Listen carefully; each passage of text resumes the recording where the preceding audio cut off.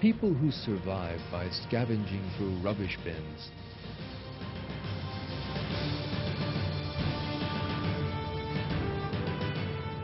Children forced to work and risk their lives for pitifully little remuneration. The homeless forced to live out on the streets.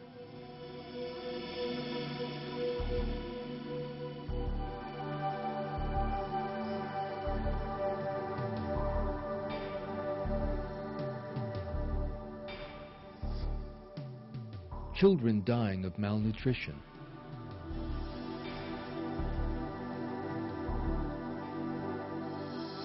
And many similar problems, all ultimately stemming from poverty, occupy the attention of the entire world.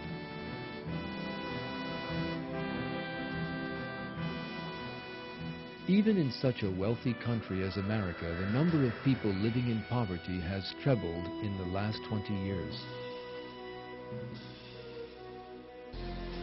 The only way to put an end to such injustice is for the wealthy to turn to the morality of the Quran.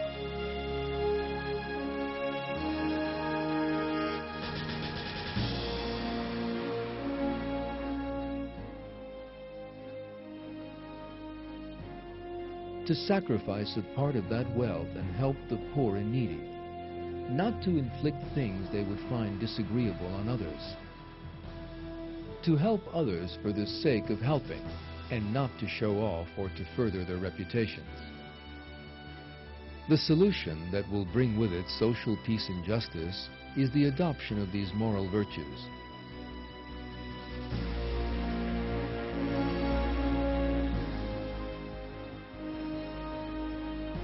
God has revealed how materially powerful people should behave in Surah 24.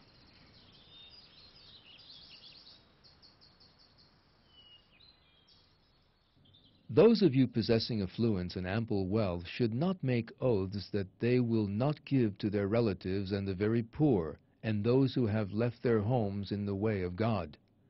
They should rather pardon and overlook. Would you not love God to forgive you? God is ever forgiving, most merciful.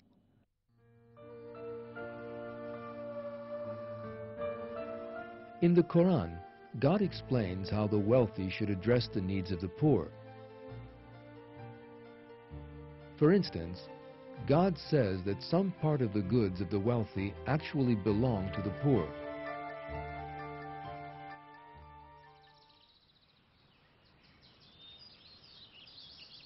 And from their properties was given the right of the needy petitioner and the deprived. In the Quran, God draws attention to honorable people who remain silent on the subject of their poverty, and He recommends that their rights be protected. Charity is for the poor who are held back in the way of God, unable to travel in the land. The ignorant consider them rich because of their reticence. You will know them by their mark. They do not ask from people insistently. Whatever good you give away, God knows it. One of the most important consequences of world poverty is the refugee problem.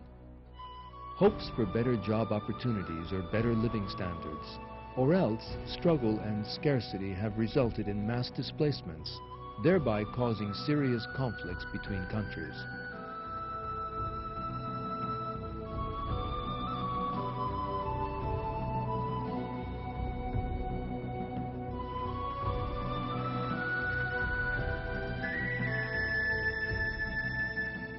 Another influence that forces people to migrate is war.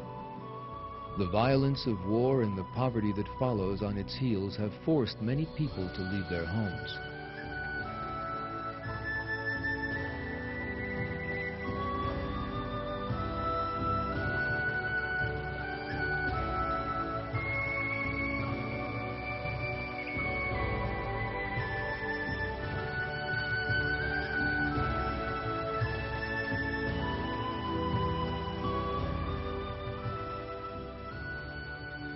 Because in the war in Kosovo in March 1998, the dislocation of more than 300,000 Kosovar refugees who fled on foot left almost all of the cities in the country deserted.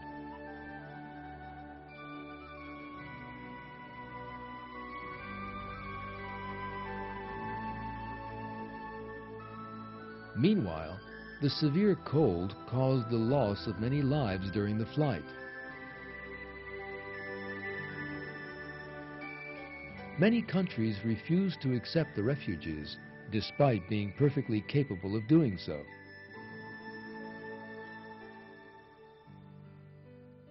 When people come to live by the values of the Quran, however, they will be very different.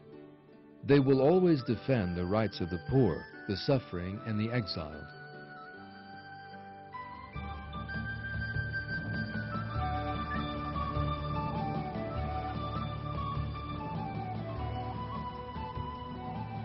One of the finest examples of this superior morality possessed by Islam is the way that the Ottoman Empire opened its arms to the Jews who were exiled from Spain in 1492 and sheltered them in the best manner possible.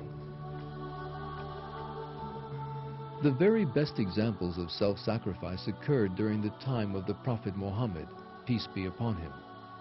The Muslims of Mecca fled the city because of persecution by the pagans there. Abandoning their homes, they were forced to flee to Medina. The Muslims of Medina made enormous sacrifices to help them and shared all they had with them.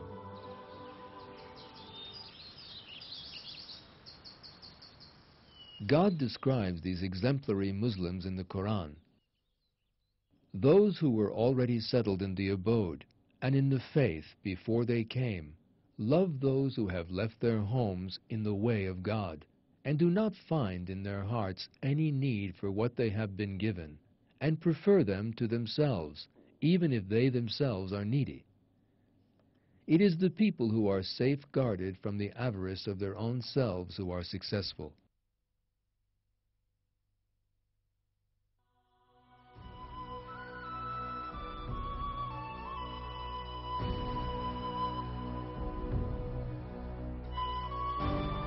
Salvation for mankind lies in the restoration of this superior morality that offers what it has to others for the sake of God's good pleasure, regardless of his own needs.